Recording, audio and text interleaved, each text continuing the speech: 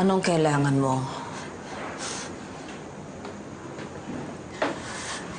Turuan mo akong mangulam. May paghihigantihan ako.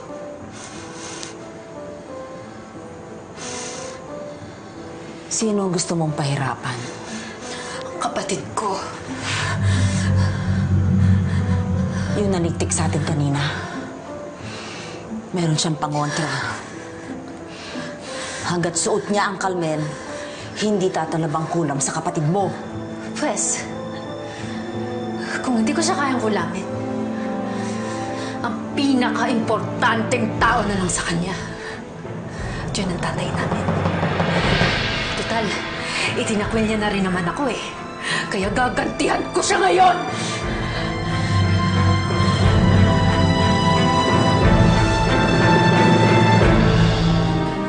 Pagsisisihan mo na pinagtabuyan mo ako, Renato! Kung wala akong makukuhang pera sa'yo, pwes, walang makikinabang ng yaman mo. Sisiguraduhin ko na magdudusa ka kayo na wala akong kwentang kapatid! Sisiguraduhin ko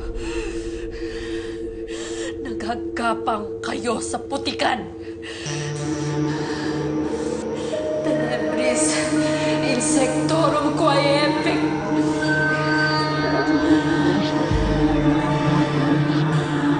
Quae kimperaveric. Facere mea. Tenebris insectorum quae kimperaveric. Facere mea. Insectorum quae kimperaveric. Facere mea. Tenebris insectorum quae kimperaveric. Facere mea. Tenebris quae kimperaveric. Facere mea. Angela, gusto ko lang humingi ng pasensya sa inyo ng mami mo. Kung hindi ko pinapasok si Lucille sa buhay natin, hindi tayo magkakagulo. Hindi ka mapapahamak ng ganyan.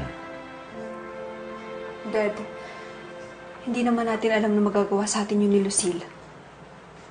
Aminin ko, maski ako, gusto ko rin siyang kilalanin dahil kapatid ko pa rin siya. Kaya lang, iba po talaga ugali niya. Anak, binigyan natin siya ng pagkakataon, pero binigo niya ako. Kasalanan niya yun kung napalaya siya dito. Pero, paano pala, Dad, kapag binalikan niya tayo? Hindi mangyayari yan. Dahil hindi ko siya papayagan na makalapit sa'yo.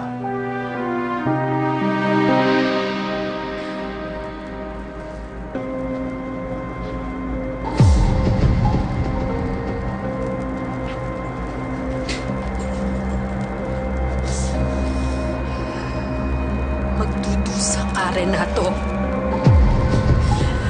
Pagsisisihan mo na nabuhay ka dito sa mundong ito!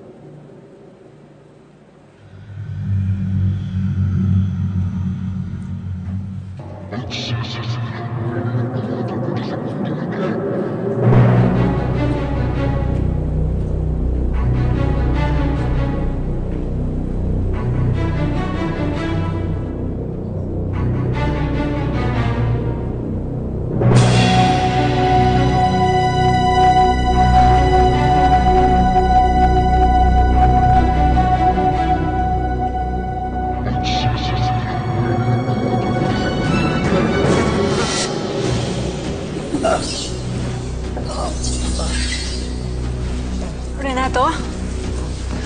Renato? Renato! Ano nangyayari sa'yo? Renato? Renato! Renato! Ano nangyayari sa'yo? Renato! Renato! Renato! Ano ba? Gumising ka! Daddy? Ha?